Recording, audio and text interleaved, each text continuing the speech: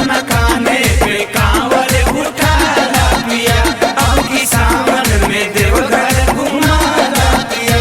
अब की सावन में देवघर घुमाला पिया, अपना काने पे कांवर उठाला पिया।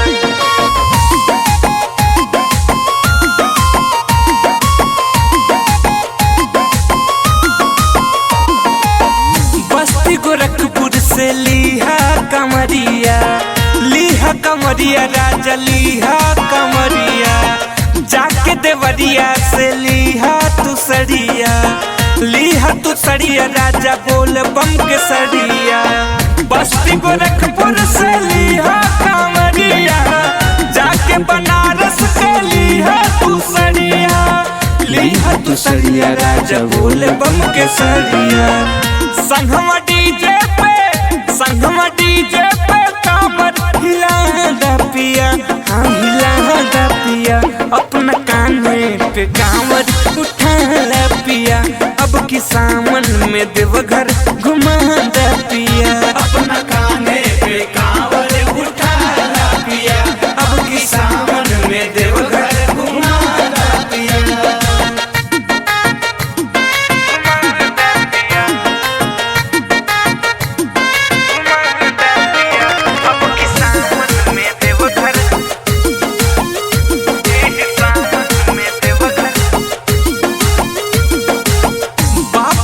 सन्ना से लिहा शंख पोला राजा लिहा शंख पोला, सुनील के राजा मशहूर बड़ा होला ये सैया मशहूर बड़ा होला। बाबा भटेश्वर से लिहा शंख पोला, सुनील के राजा मशहूर बड़ा होला ये सैया मशहूर बड़ा होला। संगमा बोल बम के नारा लगा दा पिया, हाँ लगा दा पिया, अपना कान्हे तू कांवर उठा ला पिया, एही सावन में देवघर घुमा दा पिया। अपना कान्हे पे कांवर उठा ला पिया, अब की सावन में देवघर घुमा दा पिया।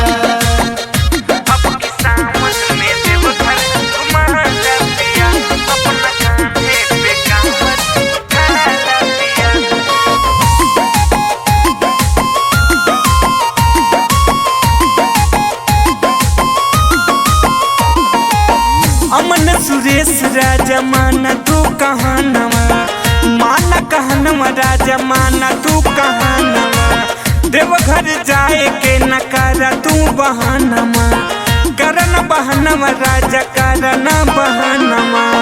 सुरेश राजा माना हमरो कहानवा, देवघर जाए के न करा तू बहानमा, करन बहनवा तू करन बहनवा। पवन